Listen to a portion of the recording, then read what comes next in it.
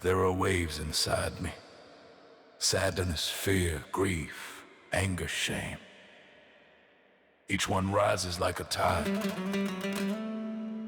and then collapses into nothing. I remember who I used to be. I was fire. I was full of energy. I was angry. I was hopeful. I was brave. I stood against my worst fears. I was willing to move mountains. My heart was never here. It was thousands of miles away. I woke up to Al Jazeera's breaking banners, fell asleep with the ticker still running. I lived in Faiz al-Duwaidi's maps, memorizing every trench, every road.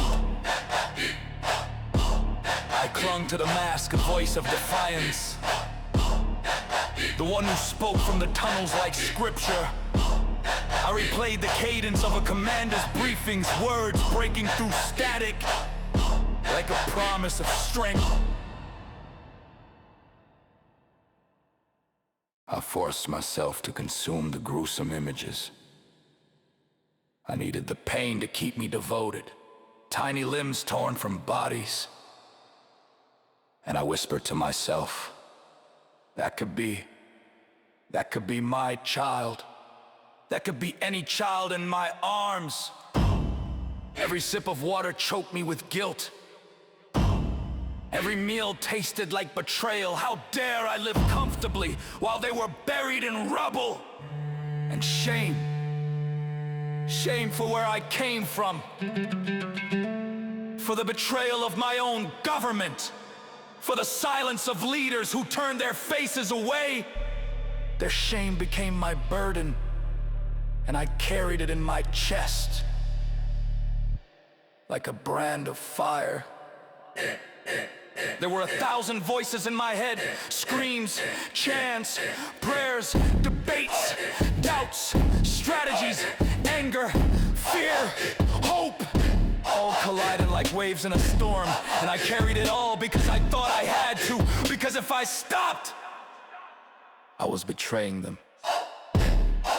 But then the silence came, radio silence, and the storm inside me broke apart.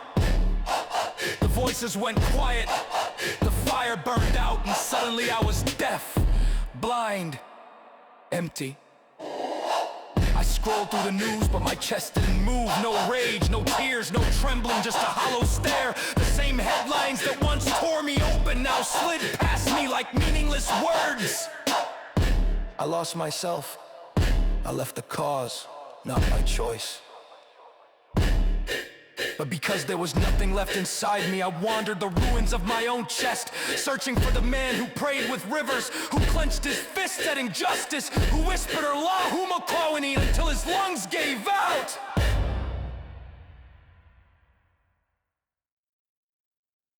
But I think the old me is gone. Dead. Maybe. Martyred. On the battlefield of human dignity. The bad news, my body is still alive. Walking, talking, scrolling, existing, but soulless, a shell of breath and bones, breathing cold air where once there was fire. And this is the cruelest truth. I mourn him. I mourn the man who cared, the man who wept, the man who burned with compassion. But mourning doesn't bring him back. It only reminds me that I am trapped in this glass cage, watching the world suffer, unable to feel it anymore. This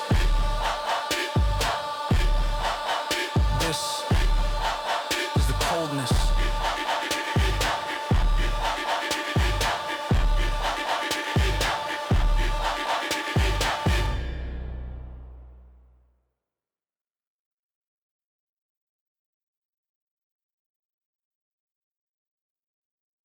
But the coldness has its own weight. It is heavy in my chest, a stone pressing down where once there was fire. I wake at night not from nightmares, I would welcome those, but from nothing. An empty stillness that stares back at me like a mirror with no reflection. I still open the apps, I still scroll the feeds, but it is ritual without heartbeat. The ticker moves, the images flash, but inside me, only static. And this is worse than pain.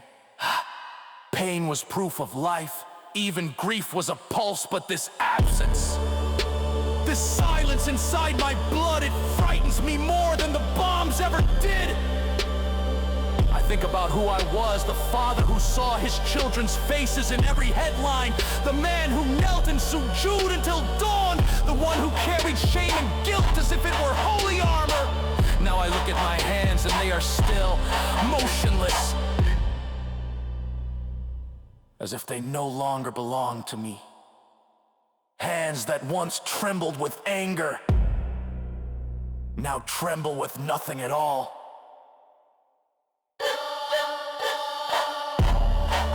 Sometimes I wonder, did I kill him? Did I abandon the man who cared, or did the cause consume him until there was nothing left? And if he is gone, what am I? A survivor, a coward, a ghost left behind after martyrdom of the soul.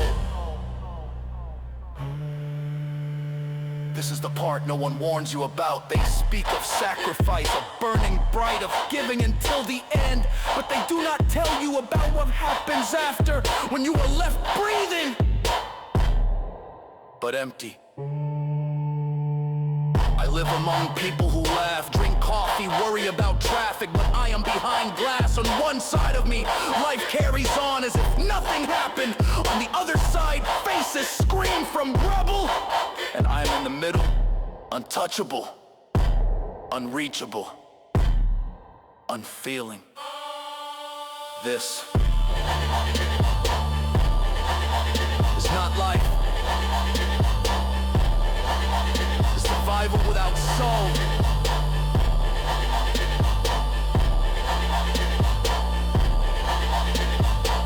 This is breath without spirit.